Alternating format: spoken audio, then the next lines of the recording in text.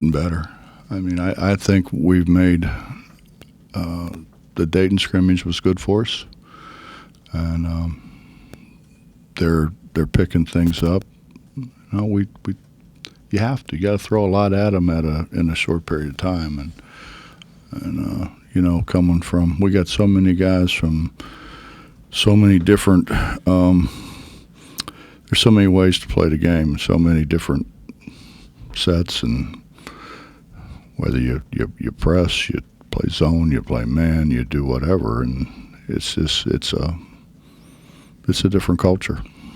The vibe I'm getting is these are your kind of guys. The squad you got is tougher. The things that you look for in basketball players is more to your liking. Is that accurate? Some of them, yeah. I mean, I don't think we have a team full, but yeah, I think some of them are. Some of them. It's just it's just different when they come from so many different cultures and so many different ways, because there's a lot of ways to do things. There's just not one way to do things, and they're learning. They've been extremely receptive. We've gone pretty hard for a good period of time. So yeah, I mean I like them. I mean, they're trying. They're not there yet, but they're certainly trying. You gonna be able to score close to the basket? Right now, no, but eventually, yeah, I think we can. But John, here's the thing, I know I've said this before, but Danny Forson didn't score it close the way he needed to initially, but he worked at it. We tried to do everything we could do to get him to do it. It's bigs for some reason they catch the ball. Most people they catch the ball, they're looking down, and the only time they see the rim is on their when they lift their head on the way up. So you're finding your target on the way up. I mean, who does that? I mean, you don't do that when you're hunting. You don't do that when you're fishing. You don't do that anyway. You just don't flip it out there and then look and see where it went. It's just going to take some time. With it going to take some time, what does the early season mean? I mean, as far as I don't want to say wins and losses. You obviously try to win every game, but as far as getting to, would it be before New Year's, before you have a team? Well, I hope not, because I mean, if that's the case, it's going to be really rough for us out west. But I mean, we've played one, and Dayton was good. Anthony does a great job of coaching them. They run really good stuff, and that was good for us. I think this one tomorrow will be good for us. And then we have, I think, four Mess? I think it's four. I think it's four more games before we head out to the tournament out there. So it generally takes it takes time when you have just a few new guys, and when you have as many new guys as we have, it's going to take a little more time. Health-wise, I know you had a couple guys there dinged up. Well, I'm good, Justin. I feel real. Thank you for asking. Yeah. Well, you had Matthews and Mitchell dinged up there at the scrimmage. Everyone kind of. Emmett stays dinged up. Yeah, I mean he dinged his shoulder up a little bit. He'll play through it. And Trey's getting better, I think, daily. It's gonna be a little longer, but I think he gets better daily. Toussaint's a guy we haven't really asked you much about, but he's a New York City guard, and you've had success with New York City guards.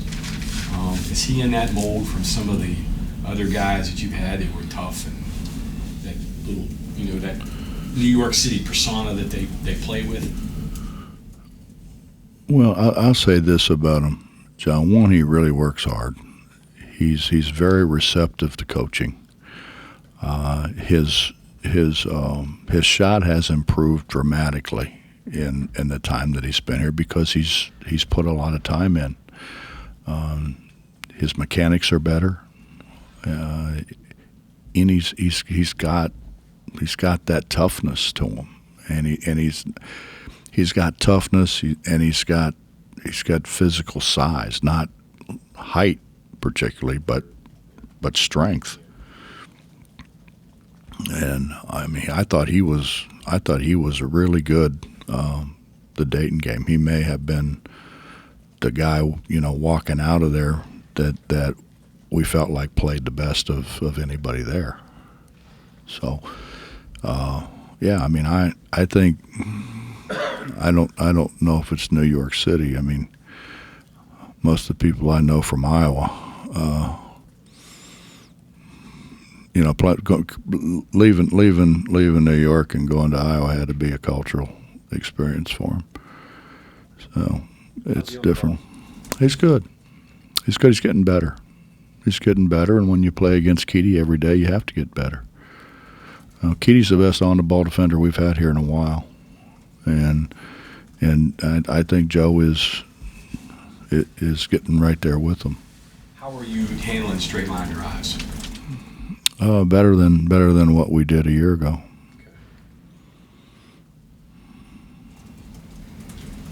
Our technique's better. I think our technique's better. We've spent a good bit of time on technique, and secondly, our foot speed's better.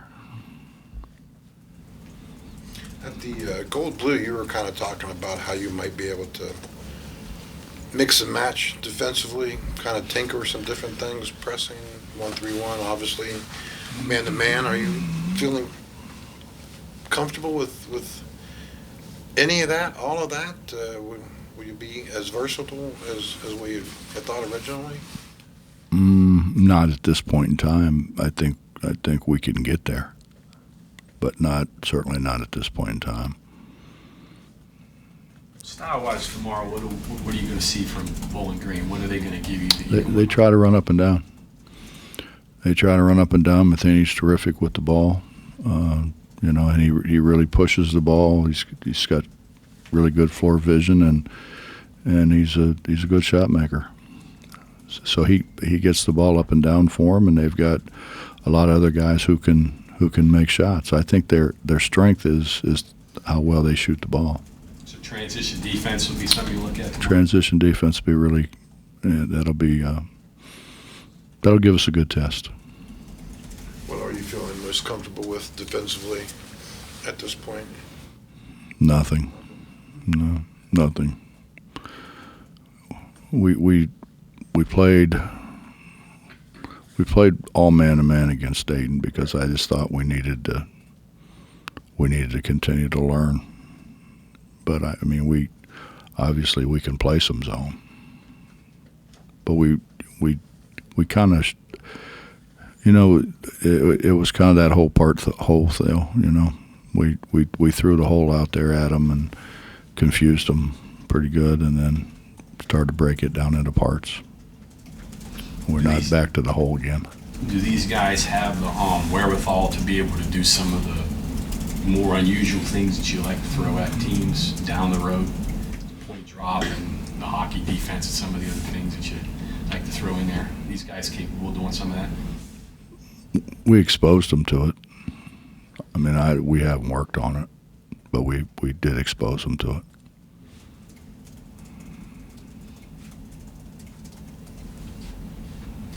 Bob, with so much of getting to know new players is having them kind of understand how you play, right? When you have guys who come from backgrounds who have played a lot of college ball, can you pluck things that they did well at other places and, I'm not saying build around that, but kind of facilitate their transition, their success? Like Joe played on a really good offensive team. That's not the way you play offense, but could some of that slide over to what you do? And for different guys like Eric or Trey or anybody else. Well, Trey hasn't practiced yet. I think we'll find that out when Trey gets totally healthy. I mean, Eric's like everybody else. He has days when you say, wow, he makes every shot. And then there's days when you say, wow, is he going to make one ever again? But that happens to everybody. And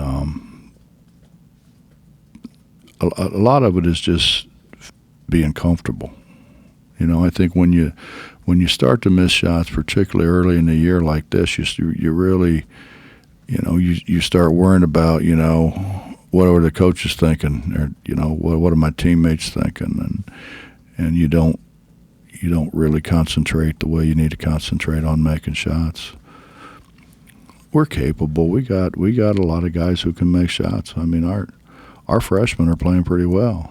They're freshmen, but they're playing pretty well. So it's been competitive, which is good. It's good that it's been competitive. You can't go in there and not be really competitive. If you do, you're gonna look bad. Bob, last year you spoke highly, especially of his rebounding of Okonkwo. Haven't heard his name virtually at all, in this so far this preseason. Where does he stand? Anyway, it's good days and bad days. James is a guy who really never was in organized basketball until he got here. And unfortunately, when he first got here, he really didn't have anybody to play against. And now all of a sudden he's playing against a guy who's 280 pounds and 6'10", and you can't move him. And so that's a little different for James. And then the other guy's 6'10" and runs like a deer. He can really run. So, James is kind of almost, I don't know if saying caught in the middle is the right thing, but he's not either one of those guys. He's James, and James I think sometimes has a hard time being James. And when James is James, he's pretty good. I mean, he can step out and make shots. He can step out and make a three. He can block shots. He plays above the rim. But you're talking about a guy who came from England and never really played basketball until he got here. So it's going to take him a little while. The other two have played. I shouldn't say the other two. One of the other two has played quite a bit of basketball, and the other one just got over here, 3 years ago. So it's going to take Mo a little longer. Anybody that you look at now, whatever, 3 weeks in or whatever, you say, it might be a little better than I thought. Is there anybody you got that's like that? Look at him a little bit.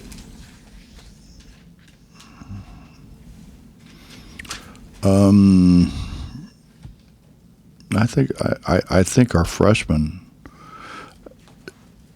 Seth has played, and it's a shame because Seth just hurt his wrist, and I'm not sure how long it's going to be for him to get totally back to the way he was. But Seth has played much better than he played a year ago. Kobe is a guy that can do a lot of things. I mean, we played him a little bit of backup point guard a year ago. I think he could do that. He could play the 2 spot. He could play the 3. Kobe's our most versatile guy. But that's different because that's a guy who grew up in Canton, Ohio, and played for Canton McKinley. He's been around basketball. His dad was a basketball guy. And there's a lot to be said for growing up in a house where basketball is important, and going to a school like Canton McKinley where basketball is extremely important. You had a chance to check out the new club area coming in? I was just down there. I was just down there with Steve Urias. Seal of approval on that, or? It's nice. Yeah. It's really nice. I was pleased that you're going to be able to see out of there. Right. You're not going to be able to see the corners on that end of the court, but you're going to be able to you're going to be able to be in there, sit in there, have something to eat. In your case, drink a Pepsi, and Mountain Dew, right? Something in that Pepsi, right? and You like the picture? still be able to watch the game. They put a good picture of you in there? No, No? no, it's like sticker stuff. Oh. Oh.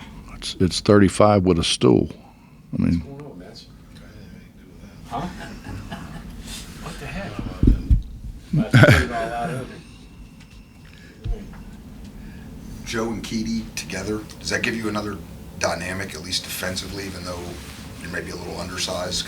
Are you comfortable pairing them together at the same time? I have no problem with their size. I have a problem with one of them getting in foul trouble and really not having a sub to put in.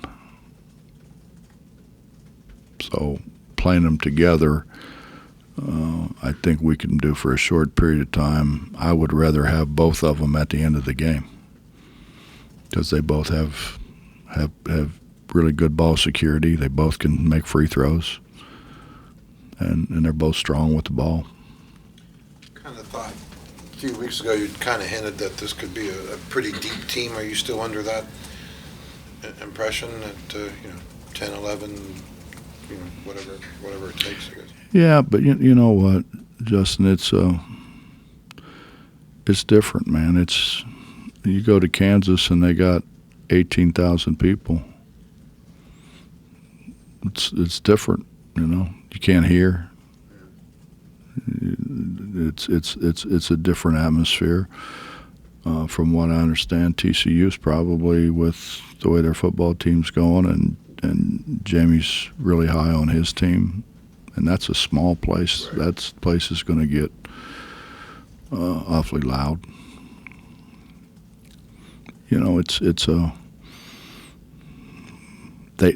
We need to get them to the point where they know what's going on, where they don't have to look around and ask.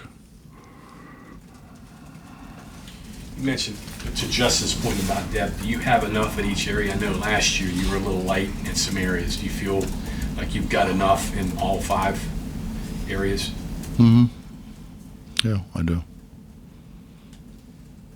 I mean, they all bring something a little different, but and again, our younger guys. I mean, Kobe's a sophomore. We got 2 freshmen they're good. Now, are they good whenever they're playing on national television and they're playing in places that are pretty difficult to play in? I don't know. Sometimes freshmen are. Most of the time they're not. You have to do that with versatility, or are you doing with that guys in their spots? Are you going to have to get what you need? We got enough people, I think, at every position. I think. But you know what? I mean, how do you know? I mean, Seth hurts his wrist. Eric got hurt the other day. We got a couple guys who haven't played at all yet. They're still in a training room and working through some things. We send Pat in. Pat had a floater. Okay, no big deal. Probably should get it out. It floats and gets caught in something and jams up a knee. It could be bad. So they go in and look, and he not only had a floater, but he had some other issues in there that they had to clean up. So, instead of him being out a week, he's going to be out 2 or 3. There's things that happen that you can't control, that you don't, you feel pretty good about, and then, it's the best thing for Pat. And in the long run, it's the best thing for us. He's going to be a lot better for it. Same way with Trey. He's going to be a lot better for it.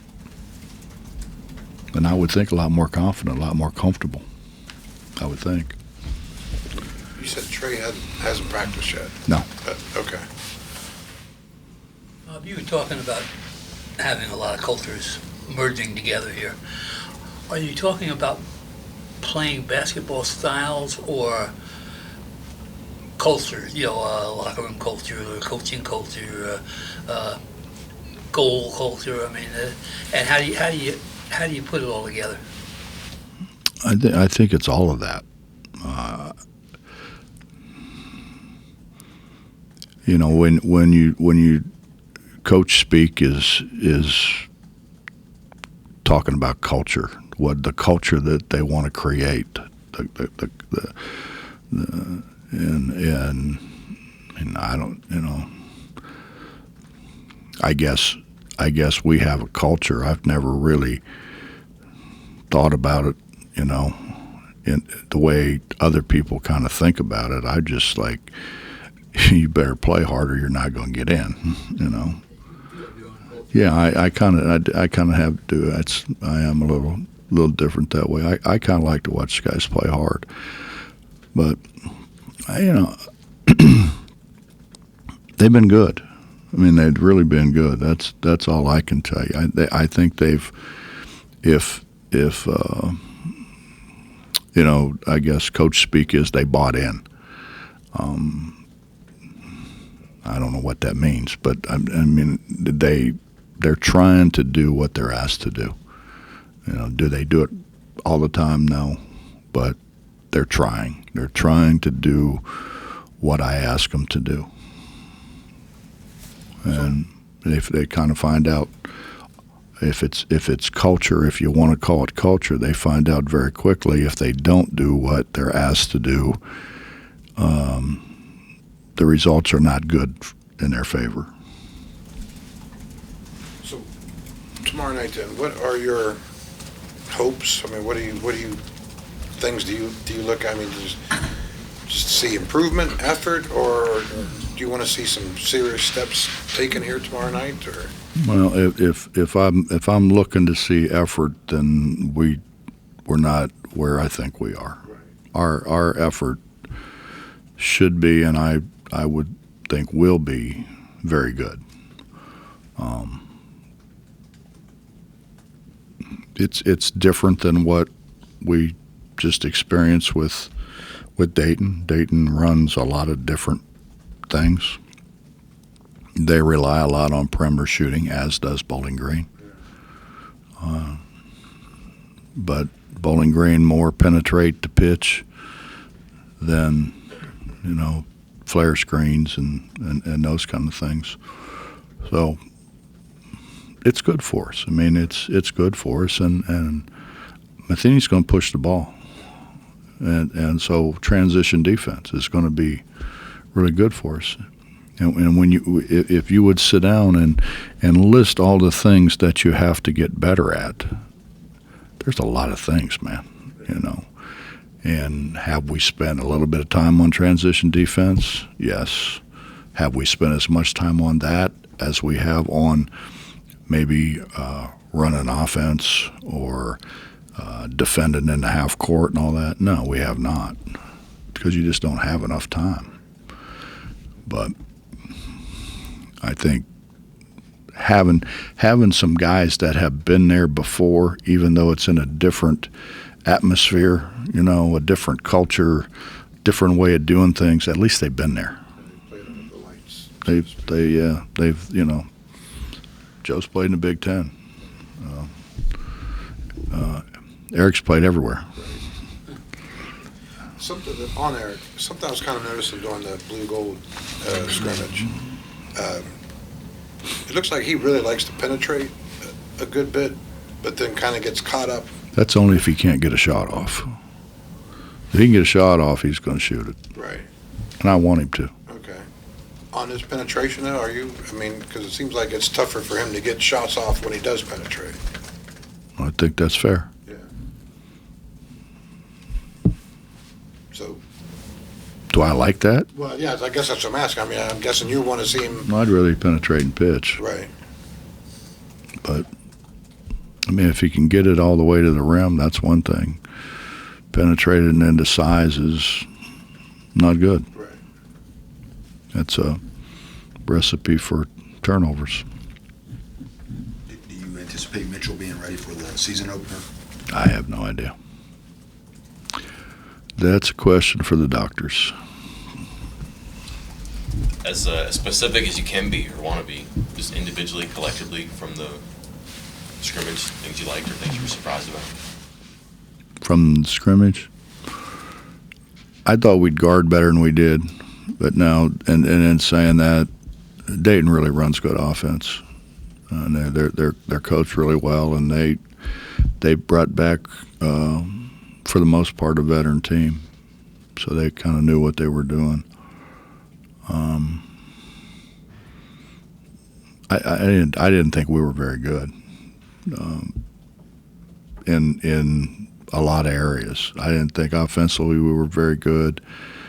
I mean, we scored more probably off of our defense than we did off of our offense, and we didn't rebound it as well as what I think we have to rebound it to be good.